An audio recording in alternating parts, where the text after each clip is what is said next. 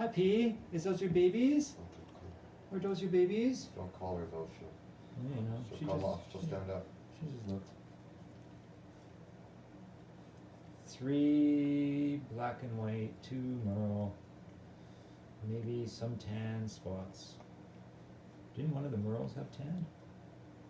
These ones I don't know. This Oh. other one here, Gretchen, Right. her color is kind of orangish, and it might stay that way.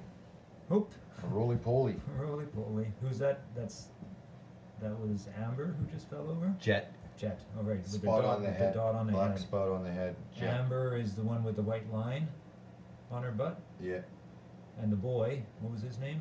Onyx. He's the black guy hidden in there. Might be Tri. He's in between Amber and Gretchen. Gretchen. And then who's the other one? The one on the end is Opal. Opal, right, because she's more white than Gretchen. Pretty white on one side. Yeah. Opal. Right. On the other side, she's more patterned. Then we get her Coolios. some more water.